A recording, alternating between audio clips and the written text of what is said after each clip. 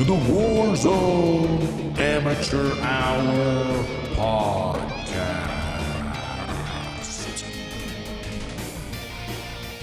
Welcome back to the Warzone Amateur Hour podcast. This is episode number 84. In the world, the new reality of Season 4 with the Season 4 meta, which is tearing up the insides and souls and feelings of Tron, but lots to get into because there's been a little course correction, it feels, and definitely been some lifesavers or life preservers thrown out to those who felt like we were left at sea. But before we share about my feelings about what's been going on in the Warzone since we last spoke with y'all, I will turn to the 10-inch-cowboy, who I think got his feet wet a bit this week in the Warzone, to hear from you, Cowboy. How was your week this week in Season 4 in the Warzone? Yes, I did get my feet in the Warzone this week, definitely. It was, how was my week? My week was, I guess, kind of, what's the right way to say this? I didn't play with you very often because I feel like you're in a existential crisis about your, not only where you want to be playing the game, how you're going to be playing the game, but how everyone else is playing the game. So my week was kind of overshadowed by the fear that am I going to lose the co-host of the Warzone Amateur Hour because he hates the game so much. So that's where my week kind of started. But also, on the same time, one of my favorite guns of all time. I know you love to rank my weapons, but we'll just keep rankings aside. The KGM-40 got a significant buff and is all of a sudden a very viable weapon. So I had that leveled up to max capacity, threw that in the rotation, and I love playing with that gun. So from that perspective, it was fantastic. Got to use one of my old favorites again, and I had a great week. Frustrating at times, most of the time, but still got some wins, had some good times, found some more Easter eggs, enjoying the new map, finally got back on Rebirth, which was really exciting, and almost a little emotional, I'm not going to lie. But so kind of a all-around, I would say a more positive week than negative week. How was your week in the Warzone? Wow. I mean, I almost wish I did record it, but wish I could go back because there was a lot to unpack there in that last little bit. Like, let's just stop. First off, there was something about new Easter egg you found. What's going on there? Well, I mean, maybe it's not new, but there's zombies in the graveyard on Fortune's Keep. I don't know if you're aware of that, but saw some zombies running around, which was kind of interesting. And, I've been hitting I don't know if we've talked about it on the pod, but I love grabbing that shovel and digging around the island. There's a lot of fortune to be had. It's definitely a tactic off the top of a game to go find the shovel, hit the beaches, or the graveyard, get some, loot easily. It's not as crowded in certain areas, so we've been doing that. So those are the Easter eggs I'm talking about. Well, if you'll remember way back to our opening ever episode, I talked about you being a guy you could hand a shovel and let him dig. It sounds like somehow that's actually become a reality here in the game. Not quite digging trenches, but digging around. I know what you're saying. I haven't actually summoned the zombie myself. I did like 3 out of the 4 steps. You have to go to the cemetery and like find a candle, and then you go to a grave and pay your respects. And I couldn't figure out what that final step was. I couldn't remember. I had the shovel too, but that's cool. You got to see the zombie. That's cool. You've been digging around. There was another thing you said something was like making you emotional. What's going on there? Rebirth Island is back, and it was going back to Rebirth was pretty nostalgic. I guess might be the right word. Wow, a week away from Rebirth, and he's already shedding tears when he has that helicopter. Don't fucking pretend like you weren't excited as well. Oh, I mean, that was the news of the week, which, we'll fast forward, I guess, to it. The midweek patch is good to see. It was back in the rotation. Rebirth, though, they only confined it to quads, but we were doing it. We were dropping in. It felt good to be back. Nothing's changed. It seems like we've left off just kind of the state of the game and the sweatiness. It's like we never left. At least that's how it felt on Rebirth. Yeah, it was really sweaty. But But, you know, there's now new weapons on Rebirth. There's new devices. There's all kinds of new shit that was on Fortune's Keep has been brought to Rebirth as well. So it's the same old map with, let's say, maybe a couple new pimples on the skin. You know what I mean? Yeah, it's new wrinkles that have developed since we've last seen them. You know, they've been in the sun a little bit. But in terms of, you know, the news of the week, like we said, there was a patch here on June 30th, which was great to see from a Tron perspective, because the high level notes are there was some, not serious, but some buffs and nerfs more specifically, which is where we were hoping to see them. But let's just kind of dive into some of the other notes before we get into the whole weapons tuning aspect of this, which is they added the ability for lootable perks that had been looted or enabled on Fortune's Keep. They fixed a bunch of collision issues which were allowing people to like exploit and get through the map. I actually encountered someone on Fortune's Keep in a duo that was inside of the map, a la like they used to do on Verdansk. Wonderful. And Rebirth. Oh, you did? They used to do that on Rebirth? That's right. Underneath like prison or the showers, right? I had seen it at chemical engineering between bio and chem underneath that little like balcony area, not the main balcony, but the last little miniature half balcony. I've seen people get under there before, and it's kind of ruins the round. You know, you're like, oh shit, they're doing that. Oh, we're fucked, you know? Well, I mean, if you've listened to last week's episode, you heard my state of frustration, which was kind of where I was at. And then I ran into this on Fortune's Keep. And I actually don't think I've ever personally rage quit Warzone yet, but damn, has that been tested these past few weeks. But so they patched that. I didn't run into it after the patch, which was fortunate.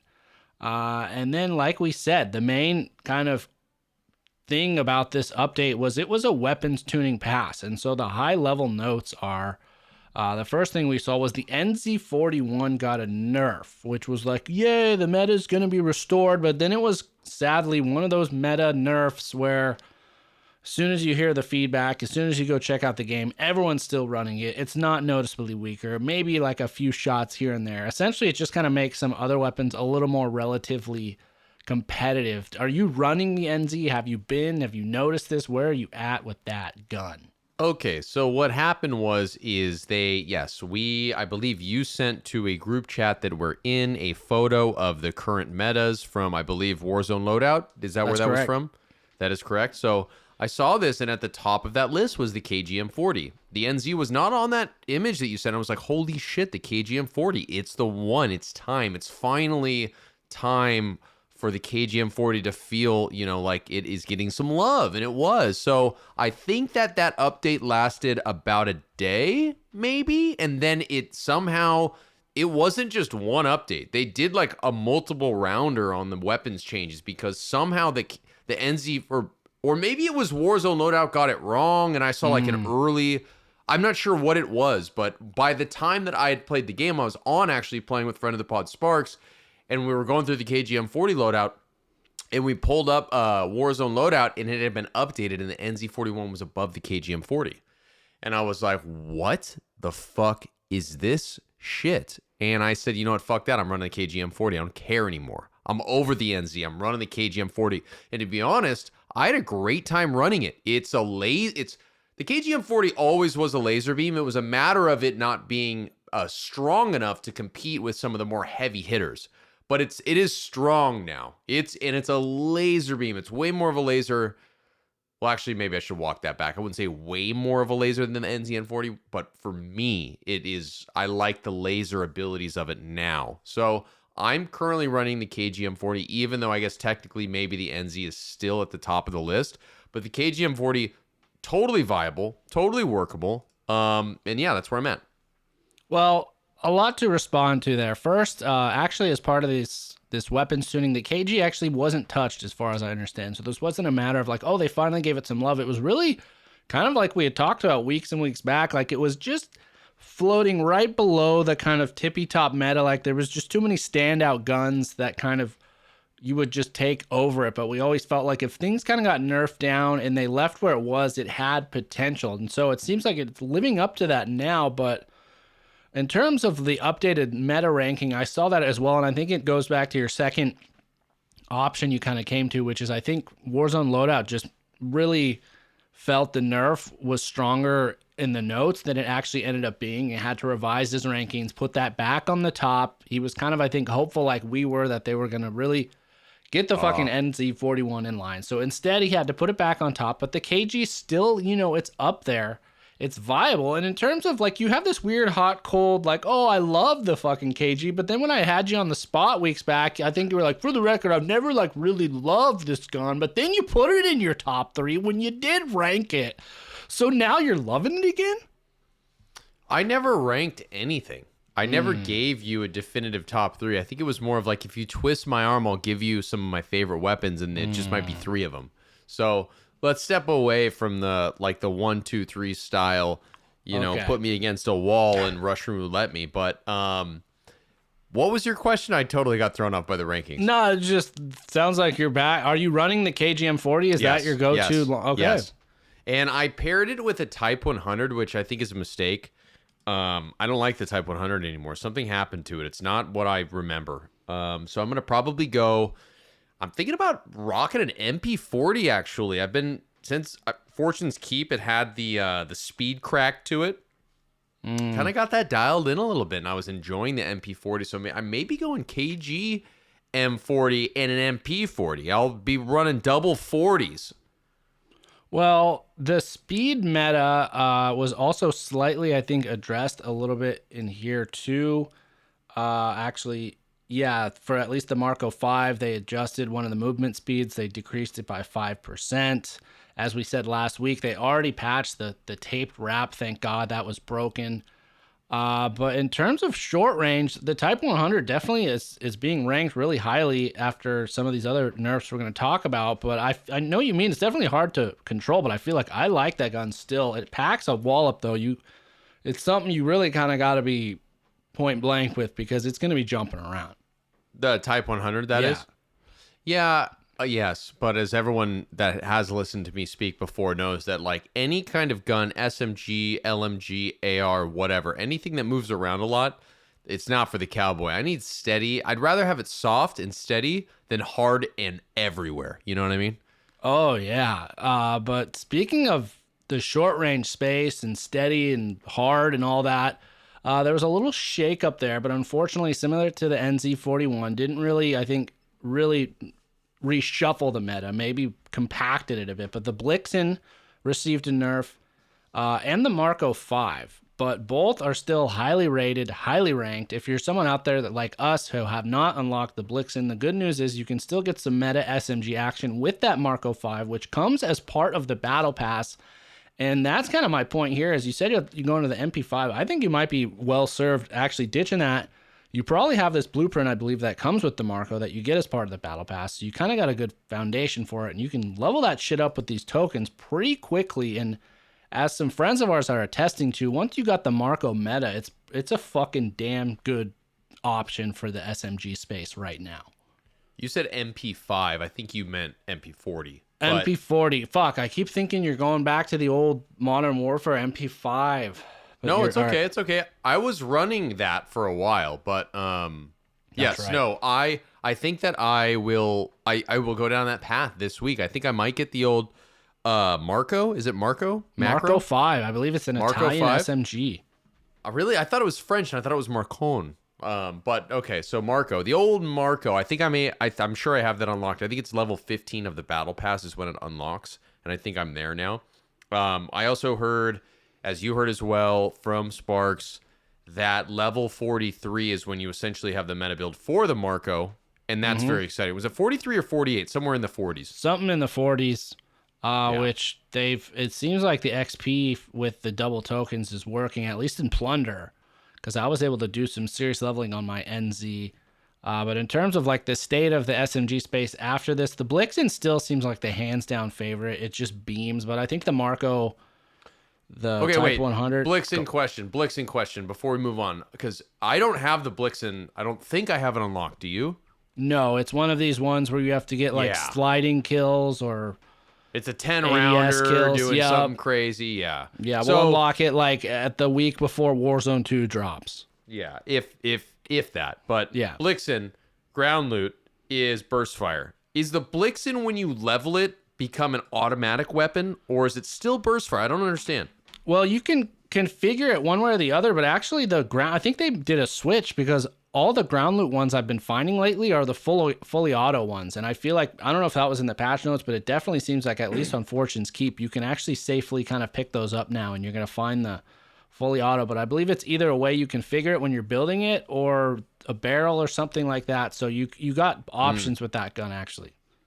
That's interesting because I haven't picked up the Blixen in a while because I hate that burst fire. It doesn't work for me. So maybe, yeah, I got to try it again. So yeah, I'll usually stick with the NZ as the restock instead of overkill, and then I pick up one of these Blixens or, gold MP. There's a lot of good SMG ground loot, but this base of the SMG has been tightened a little, but still, again, Blixen kind of dominating it. If you've been running the Blixen NZ for the last 3 weeks, you don't need to update anything, basically. Maybe some tweaks to the attachments that you're using on your build. The UGM-8, which was kind of sounded like somewhat broken, also got fairly nerfed. It sounds like that's still good, but the ranking now for the long range is really kind of where the Blixen's at. But that was really the meat and potatoes of that update. Just before we move past the UGM there, I ended up getting my hands on, in one of the Fortune's Keep matches I was in, a fully leveled one that some probably incredible player was using that I just killed, like, not even a problem. I just totally downed him and took his weapons. But so I got that weapon and I didn't realize I've never shot a weapon like it before. It's a burst fire weapon, but you don't have to fire the trigger button. So you can hold the trigger button down and it's like da-da-da-da, da-da-da-da, da-da-da, if that makes sense. It's like a burst fire, but it's an auto burst fire and you can still hold it down, if that makes any sense. That is wild. I don't even know if I've used this gun yet. I think I picked up a gold one and fired it, but I didn't really notice that was like the firing pattern of it. But sounds like this one's still pretty good. Any thoughts on chasing that as the LMG kind of former guy? Yeah, after using that leveled up one, I had a hell of a round with it. I actually got into the tower on the west side of the Fortune's Keep map. I'm not sure what the name. It's like the church tower, maybe. Mm-hmm. Or not. I don't know if it's a church or not, but yeah, actually maybe, or the library tower. I don't know what it is, but yeah, I had a great time. I was facing the graveyard, and the gas was pushing everybody out of kind of like the keep area and like the kind of the bigger structure in that area. So they were running through the graveyard, and I was just mauling these people down with this giant LMG. And I love a giant mag, and it has a 125 round mag, which I love. So it was really fun. I may actually chase that. Maybe I will. I don't know what it takes to unlock the UGM. Is it something that is unlocked automatically with Season 5, or do I need to do some kind of like special hula dance for it or something? I believe it's part of the battle pass. I'm not quite. Looks like that's the one that's at tier 15. The Marco, I'm not sure when exactly in terms of the battle pass, but the Marco's tier 15. Looks like they're both, I think, maybe tier 15. Maybe I'm wrong here, but it looks like, the UGM 8, it's saying... I mean, I could be wrong. I'm usually wrong with things like this, but I'm pretty sure that level 15, I was looking at the Marco. You want the UGM 8 in Season 4, you're going to need to reach tier 15 of the battle pass. So there you go. And it says the Marco, I guess, as well. So you keep grinding. I know they raised the rate at which the battle pass kind of burns now, so you earn a little bit faster. But speaking kind of additions that also happened, there was another patch the following day on July 1st, which had a few bug fixes. But the other notable thing that I noticed in there, because I'm always reading every fucking word of that for y'all, is that they added more buy stations to Fortune's Keep. That's actually a good move. Did they listen to the podcast last week where we were still trying to figure out where the podcast or where the buys were and how kind of difficult it was to rotate to certain areas to get buys? Because I think we called that out as well. I mean, that was a main note we had, is that it's very difficult to buy a loadout on that map. And speaking of strategies and buying, I gotta give a shout out to one of our Discord listeners, Sub1KD, who reached out, heard how distraught I was at the state of the game, and actually gave me an annotated little tack map of of Fortune's Keep and summarize the strategy essentially he and his team have adopted to hopefully help me find some more victories. And the main part about it is he lands, I believe it is Keep over by where you like, or fuck, I can't remember. I'm already butchering it, so I apologize, Sub 1 KD. But essentially it's in between two buy stations, and his main note was like, find the buy station that's not crowded, because that, again, we talked about last week, that is a big thorn in your ass on Fortune's Keep, and I haven't had a chance to drop in since they made this patch, but I'm definitely like applauding it already. And clearly they're listening to the podcast to answer your question. Yeah.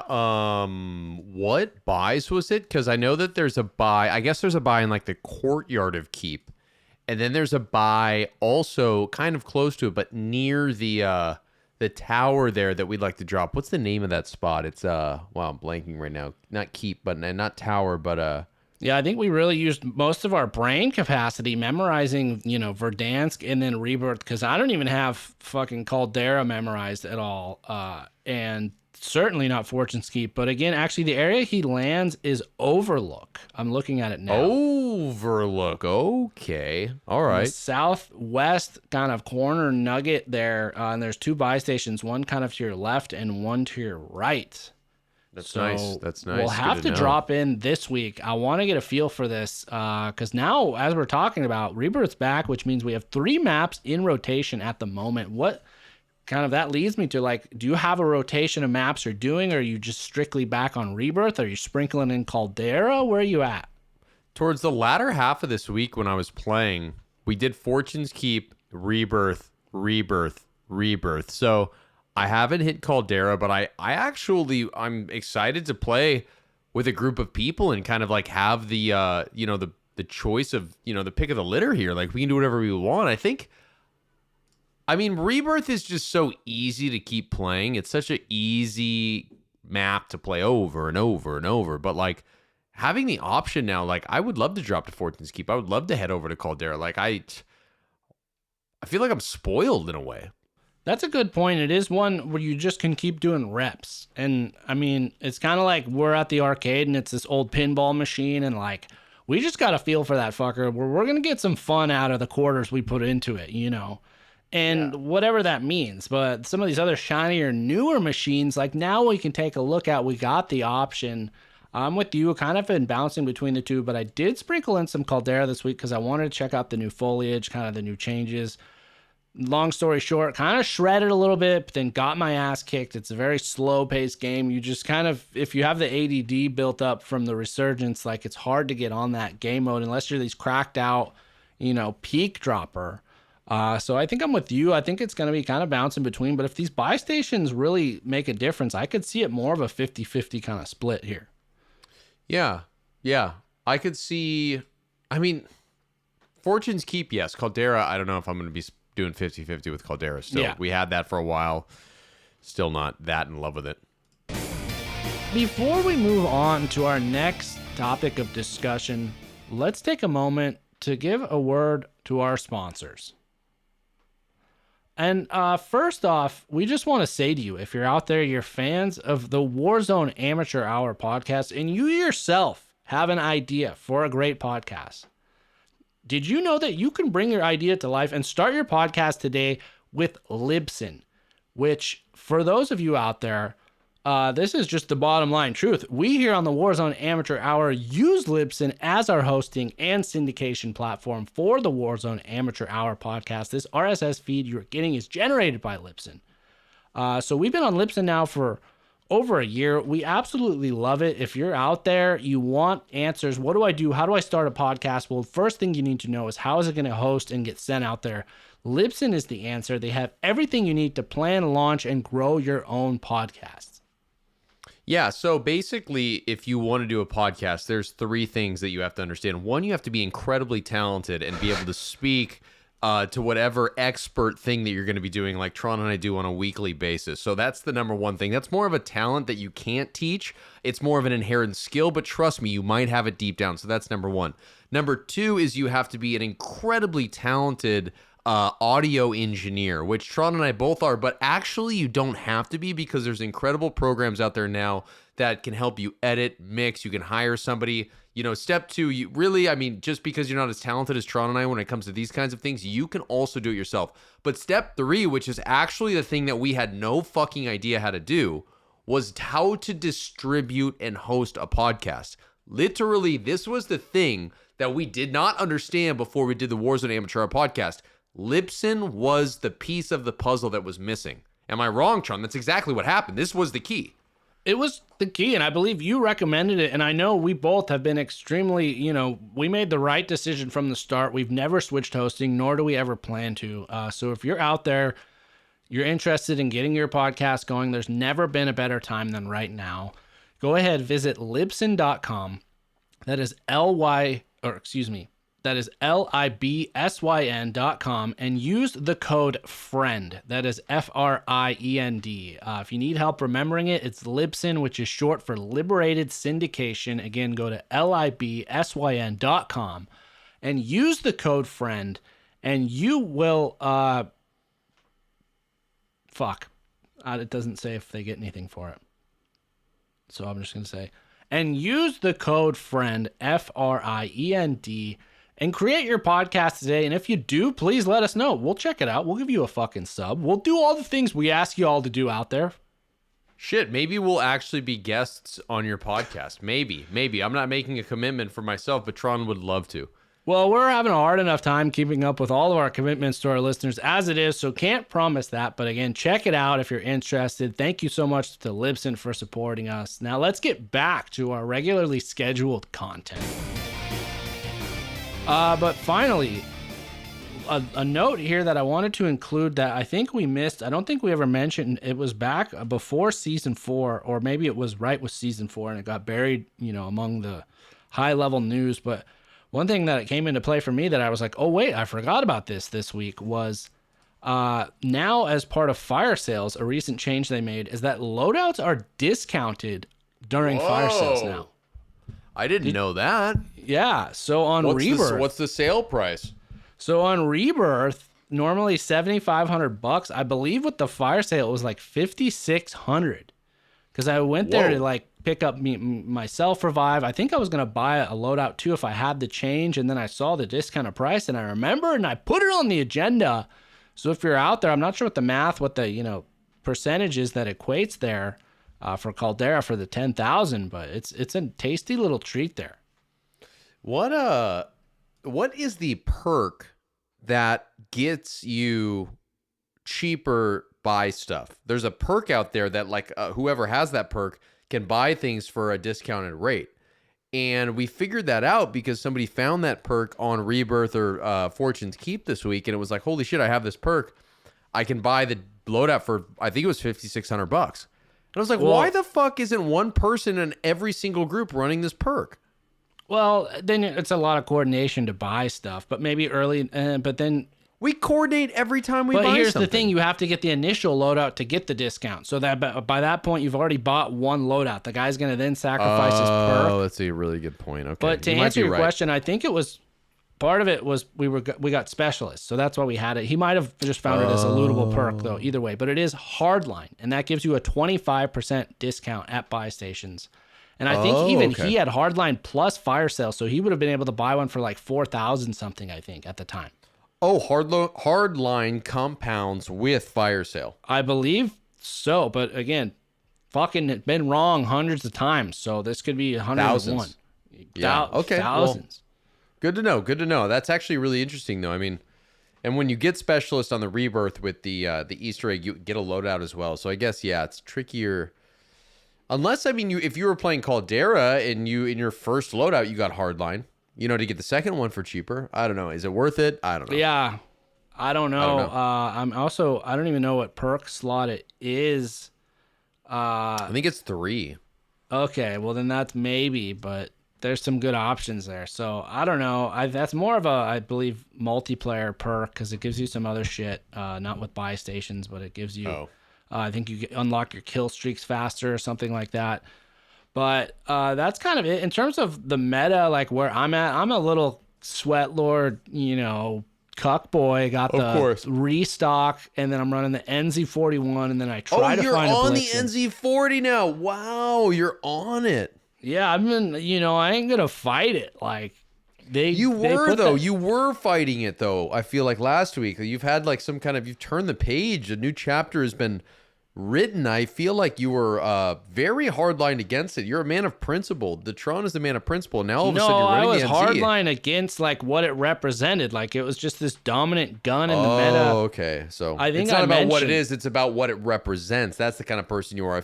If it's representative of something that you hate, it's okay to use it. But if it's actually the thing you hate, then no, you would never touch it. If you can't beat them, join them. And I need, it's like running the rose skin back on Verdansk. Like, I need every goddamn advantage I can get. I'm fortunate the NZ41 is actually unlocked and available for me and actually was leveled up somewhat, which I mentioned last week. So I just kind of spent the week using it, getting it meta. You don't have to run that burst barrel, which is real nice because I kept forgetting to fucking switch that off every time.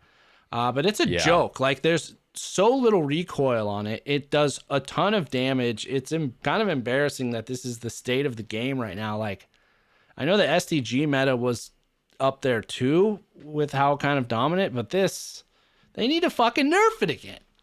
Do you think that, this might be the stupidest fucking thing I've ever said, or it could actually be like a valid point. So just go down this rabbit hole with me. When, you make a movie, you edit a film, or you make some piece of media, you export it, right? There's an export process, and it takes some time. Whatever machine you're on, it takes a little bit of time. When you, update a video game, I don't fucking know they're in Unity, they're in whatever software they're in. If they were to just, make a simple update of nerfing the NZ41, does it take them, multiple days to export it? Is that why there's some lag in them, changing these things? Is it, some insane lift to make one little change? It's going to take 48 hours to export this game up to the servers to get to the... Because I could understand that. But if they're just not making the change, it's fucking bullshit. You see what I'm getting at? I mean, I can't answer your question at its core, but it's an interesting thought because we only think about, once the patch goes live, you download it, that's instantaneous. The game has been adjusted, the numbers in terms of whatever those values and damage areas they've adjusted, boom, fixed, game is patched. But I don't know about the time it would take to finalize that, or if they have to export that patch or, new version of all of Warzone and then the uploading or the QCing, because that's the other thing is it can break shit. So it's not something they want to, I think, do in an aggressive way because essentially you're putting a fucking patch on the game. You are altering it in some way, which it opens the door for things to go wrong. Yeah. So more chances to break the fucking game, to piss off people, get them off the fan base, get bad press. So I think for the time being, they'll let people just beam each other with this fucking zero recoil meta right now, which is unfortunate, A lot of the content creators are moaning about it, but then they just use it it's like me, I'm going to go with it till they fix it. But I'm like, God damn it. I was like, oh, I killed that guy's fucking guns. Too good. Yeah. I wonder if when they go to make, as you say, patch updates, they're just slapping a Band-Aid on this. I wonder they're dealing with ones and zeros on their end. I wonder if they're if it's an estimate on what it's going to do to the game, the changes they make. You know what I'm saying? Because they're okay, well, maybe we dial it back a little bit. That should be pretty good. But maybe they don't have their shit fine-tuned. Maybe they don't know what it's going to do to the game. So it's kind of this educated guess that they throw out there. And then, there's some inherent risk, or maybe there's some cost involved with doing an update that we don't know about. But yeah, it seems like it's... they're holding back for some reason that I'm trying to put my finger on, and I just can't. Well, Activision, Raven, Infinity Ward, we know you're out there. There's clearly a young man who's yearning to get a peek behind the curtain to learn a bit more. Maybe we need to get our Patreon out there, sponsor you to go take a game development course, because you're eager to learn this stuff. I don't have the answers. I don't know damn shit about this.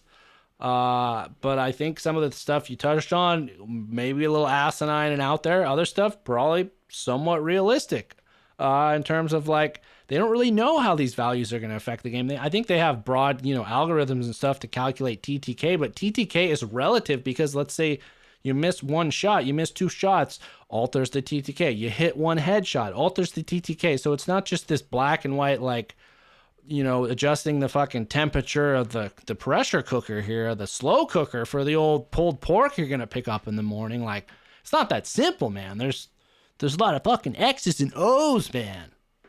Yeah, not just man. ones and zeros. Okay.